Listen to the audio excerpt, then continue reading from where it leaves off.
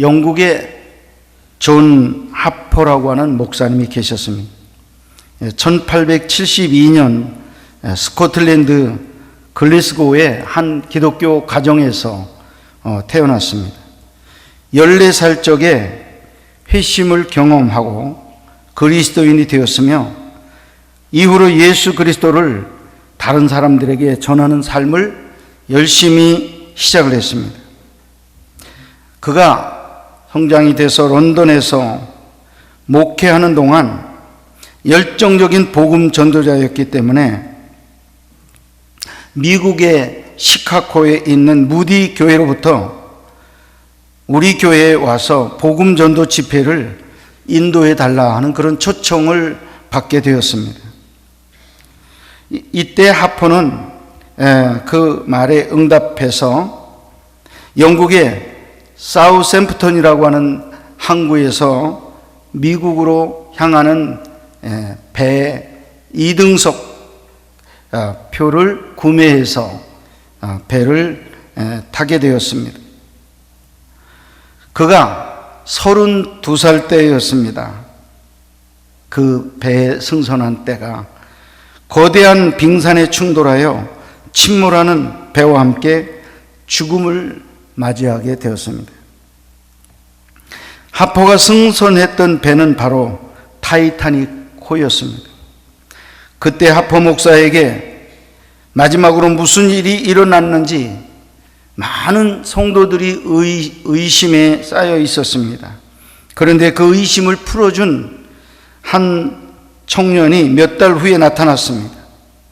온타리오 해밀턴 집회에서 눈물을 흘리면서 자신이 어떻게 회심하게 되었는지 간증하는 시간에 이 존 하퍼 목사의 마지막 순간에 대한 이야기를 들려주게 된 것입니다. 젊은이는 배가 빙산에 부딪힌 날 밤에 차가운 바닷물 속에 떠다니고 있는 배의 잔해 조각을 붙잡고 있었습니다. 그가 이렇게 고백을 했습니다. 갑자기 파도에 떠밀려 한 사람이 다가왔는데 존 하퍼 목사였습니다. 그도 역시 배의 파편 조각을 붙잡고 있었습니다.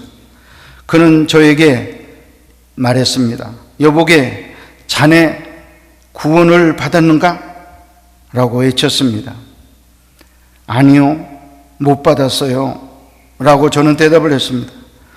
그러자 하퍼는 물결에 밀려가면서 내 뒤에서 예수 그리스도를 믿게, 그러면 구원을 받을 것이네 하고 외치면서 물결에 점점 멀어져 갔습니다. 파도가 밀려와 하퍼 목사를 덮쳤으나 그는 다시 멀리 갔던 자리에서 제 곁으로 휩쓸려 또 물결에 따라 내 곁으로 오게 되었습니다. 그리고 다시 만난 저에게 이렇게 또 말했습니다. 이제 구원을 받았는가? 물었습니다. 저는 아니요 대답을 했습니다. 그러자 그는 또다시 주 예수를 그리스도로 믿게, 그러면 구원을 받을 것이네. 그런 후 하퍼 목사는 붙들고 있던 나무 조각과 함께 물속에 침몰하게 되었습니다. 그날 밤 저는 그리스도를 구주로 받아들였습니다. 저는 존 하퍼 목사의 전도로 회심한 사람들 중 마지막 사람이 되었습니다. 청년의 간증은 사람들을 감동시켰습니다. 죽음을 앞두고 마지막까지 영혼을 구원한 존 하퍼로 인해서 많은 사람들이 예수를 영접하게 되었습니다. 오늘 본문 말씀은 사도 바울이 쓴 13권의 서신 중에 마지막 서신이라고 알려져 있는 서신입니다. 사랑하는 영적인 아들 디모데를 사랑하는 마음으로 권면하는 이 마지막 서신에 뭐라고 지금 말씀하고 있느냐 하면, 너는 말씀을 전파하라. 때를 얻든지 못 얻든지 항상 힘쓰라, 이렇게 말씀하고 있습니다. 6절을 보면 이 분위기를 또 알려주는 말씀이 있습니다. 전제와 같이 내가 벌써 부어지고 나의 떠날 시각이 가까웠도다 라면서 마지막을 예견하고 비장한 심정으로 디모데에게 복음 전도를 당부하고 있는 것입니다. 본문은 디모데에게 보내는 그림과 동시에 이 시대를 살아가고 있는 그리스도인들에게 복음 전도의 사명을 일깨워주는 말씀이라 할 것입니다.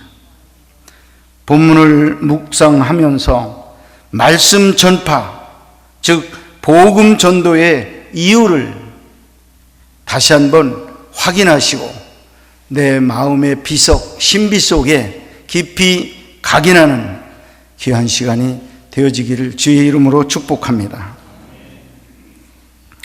왜 우리가 말씀을 전파해야 되는가? 첫째 이유는 하나님의 엄한 명령이기 때문에 우리가 그 말씀에 항상 순종해야 된다는 것입니다.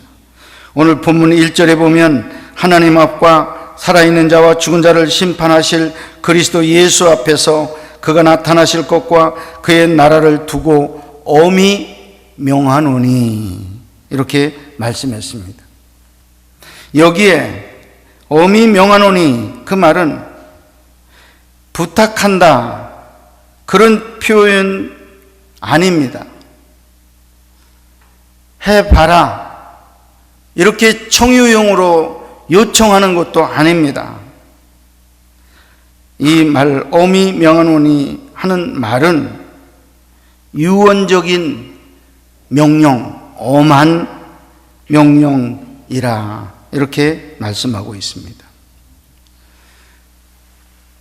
여러분, 우리는 여러 가지 부탁을 많이 받고 있죠. 하나님의 부탁을 많이 받고 있고 권면을 많이 받고 있습니다. 그런데 우리가 다 그 말씀 이루려고 기도하지만은 못할 때가 많이 있어요. 불순종할 때가 많이 있습니다.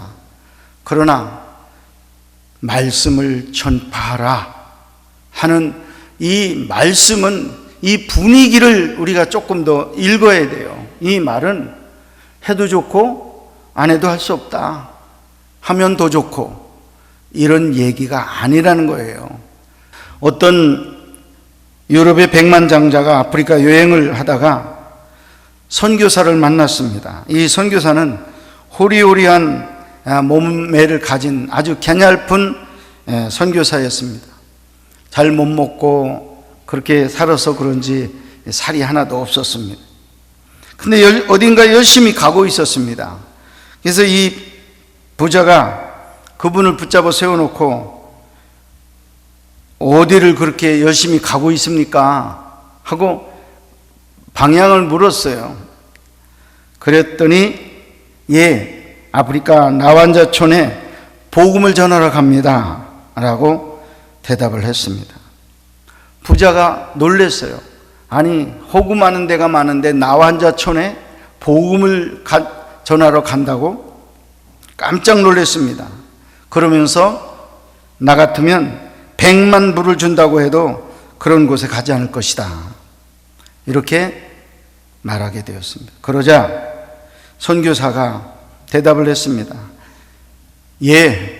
저 역시 그 정도의 돈을 받고는 가지 않습니다.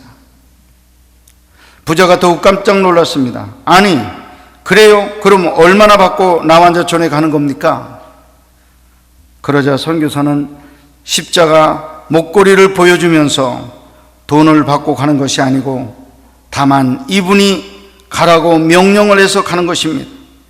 다시 말하면 십자가에 달리신 예수 그리스도께서 나완자촌에 가서 복음을 전하라고 명령하셨기에 나는 가는 것입니다, 대답을 했습니다. 오늘날 교회가 존재하는 의미가 무엇입니까? 본질적 의미는 전도를 위한 것입니다. 물론 우리 교회 통해서 예배가 하나님 앞에 드려지고 있고 친교가 이루어지고 있고 봉사가 이루어지고 있는 거 사실입니다. 그러나 더 근본적인 교회의 사명은 사람을 구원하는 전도에 있다는 사실을 믿으시기를 바랍니다. 예수 그리스도의 유언적인 명령, 즉 지상명령이 바로 복음 전도였습니다. 그런데 교회가 복음 전도에 소홀히하고 예수 믿는 성도들이 복음 전도에 소홀히한다면 올바른 성도, 올바른 교회가 될 수가 없는 것입니다. 초대 예루살렘 교회가 부흥하고 성장했던 이유가 무엇입니까? 그들은 집에 있든지 성전에 있든지 예수가 그리스도라는 사실을 가르치고 전도하는 일에 전력했기 때문이었습니다. 전도보다 교회에서 우선적인 일이 없다는 사실을 알아야 합니다. 한 영혼을 그리스도 앞에 돌이켜 회개시키는 전도야말로 우리를 향한 하나님의 엄한 명령임을 잊어서는 안 될 줄로 믿습니다. 둘째로, 너는 말씀을 전파하라. 왜? 항상 힘써야 될 일이기 때문에 우리가 전파하라 하는 것입니다. 오늘 본문의 이 전도는 젊어서든지 늙어서든지 70이 됐든지 80이 됐든지 항상 해야 될 일이라고 우리 주님께서 가르쳐주고 있어요. 이제는 쉬어야 되겠다 할 수가 없다는 거예요. 육체의 일은 쉴 수도 있을 거예요. 그러나 하나님 명령하신 이 귀한 말씀은 우리가 쉴 수 없어요. 항상 머릿속에 간직하고 이루어 드려야 되는 말씀이라는 것입니다. 오늘 2절 말씀을 제가 읽겠습니다. 너는 말씀을 전파하라. 때를 얻든지 못 얻든지 항상 힘쓰라 말씀했습니다. 여기에 때를 얻든지 못 얻든지라는 원문의 의미는 상황이 좋을 때뿐 아니라 불리할 때라도 전하라는 것입니다. 상황의 긴급함을 보여주고 있습니다. 따라서 말씀을 전파하는 일은 하기 싫어도 해야 된다는 것입니다. 복음은 생명이기에 전하지 않으면 안 됩니다. 억지로라도 전파해야 됩니다. 죄에서 구원받고 지옥에 갈 영혼들의 생명을 살리는 일이기 때문입니다. 여러분, 사도 바울은 1차, 2차, 3차 전도 여행을 하면서 수없이 감옥에 갇혔습니다. 그리고 40에 하나 감한 태장을 여러 차례 맞았다고 그랬습니다. 감옥의 위험을 받았고, 바다의 위험을 받았고, 강도의 위험을 받았고, 이렇게 위험스러운 일들을 많이 당하면서 때로는 늙은 몸에 매를 맞고 나서 얼마나 쓰리고 억울하고 아프고 후회스럽고 할 때가 얼마나 많이 있겠습니까? 내가 이제는 다시는 전도 하나 봐라. 내가 다시는 주의 일 하나 봐라. 이럴 순간들이 얼마나 많이 있었겠습니까마는 금방 잊어버린 사람처럼 또다시 그 장면만 지나가면 복음을 전하는 거예요. 주 예수를 믿으세요. 주님이 당신을 구원하십니다. 주 예수밖에는 없습니다. 주님을 영접하세요 하고 복음을 전하는 사도 바울. 불리할 때도, 유리할 때도, 평안할 때도, 곤고할 때도 그는 복음을 열심히 전했다 하는 것입니다.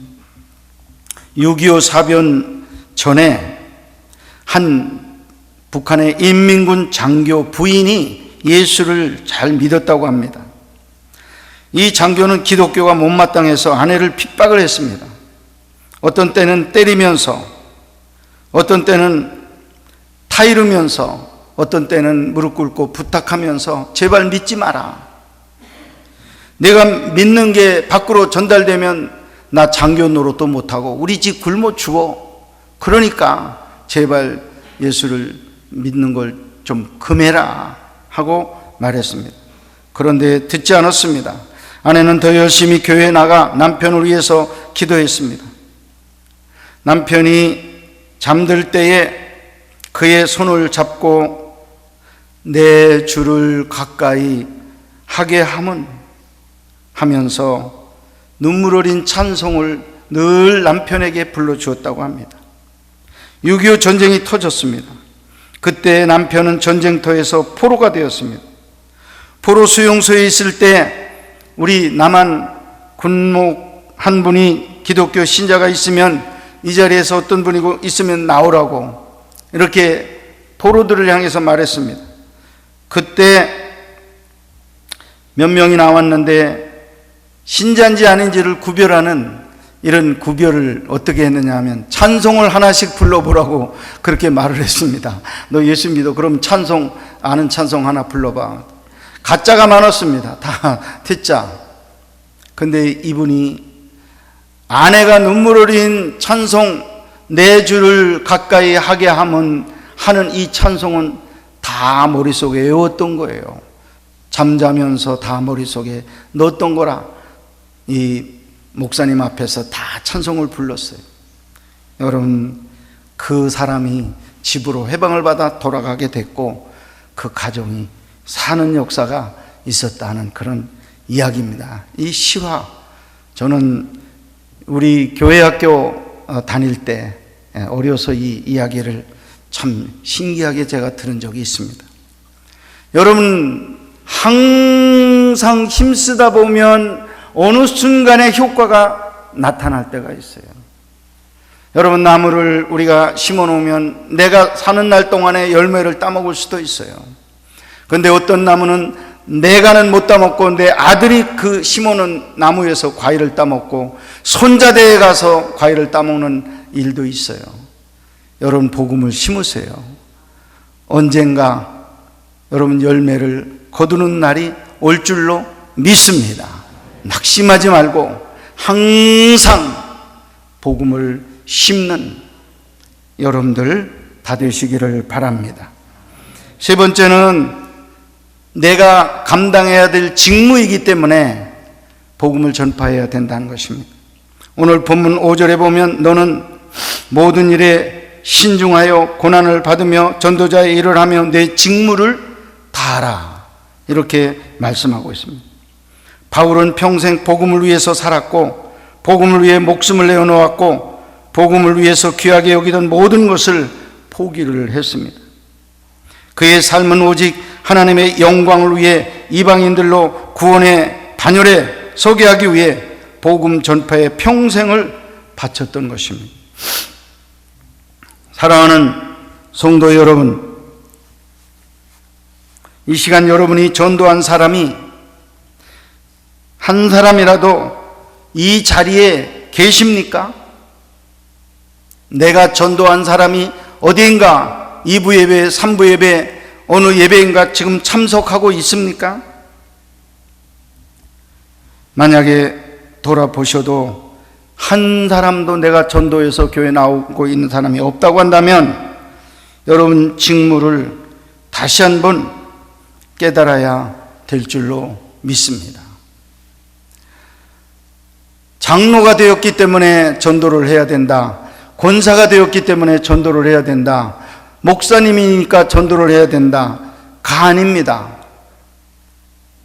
여러분, 성경을 똑바로 읽으시면 최초의 우리 모든 이들, 예수를 믿는 모든 평신도들에게 직무를 주셨는데 복음을 전파하는 직무를 주신 줄로 믿습니다. 너희는 땅끝까지 나가서 복음을 전파하라. 너희는 목사들에게는, 장로들에게는 그런 말이 아닙니다. 모든 믿는 자는 기본적으로 복음 전파에 직무를 가졌어요. 근데 그걸 잘못 해석해가지고 전도하는 날 되면 아이고 목사님, 장로님, 권사님들 하면 되지 뭐, 나야 뭐 평신도인데 직무 어디 있습니까? 그런다고 그 직무가 벗겨집니까? 내가 받은 기본적인 직무는 복음을 전하는 직무예요. 그 위에 부가적으로 집사직을 덧붙인 거고 더 부가적으로 권사의 일을 덧붙여 주신 거고 장로 목사의 직무를 덧붙여 준 것뿐이에요. 근데 덧붙임을 받아서 그런지 장로님들, 권사님들이 전도 실적이 별로 없어요. 나는 장로 일을 하고 있기 때문에. 장로 일은 별도의 일입니다. 전도의 실적이 있어야 하나님을 잘 섬기는 거예요. 설교자 스펄전 목사는 전도 대상자를 100명을 놓고 기도를 했습니다. 그런데 생전에 96명이 예수를 믿고 돌아왔습니다. 사람들이 궁금하게 여긴 것은 왜 스펄전은 5만 번 이상 기도응답을 받았는데 4명 그 사람들은 왜 기도만 드렸지 아직 예수를 믿지 않느냐라는 그런 의문에 빠져 있었습니다. 그런데 몇 년이 지난 뒤에 스펄전 목사가 죽고 나서 4명이 모조리 하나님께 돌아왔다는 그런 보고가 있습니다. 모름지기 전도는 그리스도인들이 감당해야 할 2가지 질문을 이제 우리가 받게 되는데, 천국에 들어갈 때 이렇게 묻는다고 합니다. 당신은 혼자 오셨습니까? 그럴 때 예, 혼자 왔습니다. 2번째 질문은 어떻게 혼자 올 수가 있습니까? 하고 천사가 묻는데요. 당신이 예수 그리스도를 믿는 사람으로서 어떻게 혼자 올 수가 있습니까? 이렇게 탄원하는 그런 천사의 음성을 듣는다고 합니다. 그 음성을 내가 정말 듣지 않으려고 하면 여러분 내 생전에 열매를 꼭 맺혀서 함께 천국으로 올라가야 될 줄로 믿습니다. 어떤 죄수가 감옥에서 제비가 하루 몇 번 새끼에게 모기를 날라다 주는가 세봤대요. 근데 그거 정말 세기 어렵잖아요. 새끼가 벌레 물어다가 새끼 주고 또 가서 또 물어다가 주는데요. 250번 새끼에게 벌레를 갖다가 먹여 주더랍니다. 250번. 여러분은 지난 이제 6주 지난 기간 동안에 몇 번이나 여러분 벌레를 갖다가 새끼에게 넣어줬습니까? 몇 번이나 만나셨습니까? 좀 부족한 건 아닙니까? 다시 한번 이제 2주 남았습니다. 이번 한 주, 다음 한 주, 정말 이제 생명나무의 날이 가까이 오는데 여러분, 그 제비가 사랑의 그 음식을 갖다가 새끼에게 주듯이 여러분 손 붙잡을 손 여러분 기억하시면서 복음을 넣어주는 여러분들 되시기를 주의 이름으로 축원합니다. 교회가 존재하는 첫 번째 목적이 전도라고 그랬습니다. 성도됨은 복음 증거에 있습니다. 불은 타오를 때의 불입니다. 타지 않은 불은 더 이상 불이 아닙니다. 교회는 전도의 불이 타오를 때 비로소 교회의 힘을 기억해야 합니다. 전도 대상자를 작정하여 전도하는 일을 신앙적인 우선순위로 여기시기를 바랍니다. 말씀을 전파하는 전도가 하나님의 가장 엄한 명령, 그리고 항상 힘쓸 일, 그리고 내가 감당해야 할 기본적인 직무라고 하는 것, 오늘 이 3가지 마음속에 생각하시고 다시금 힘을 내서 전도에 열을 올리는 저와 여러분 되시기를 간절히 축원합니다.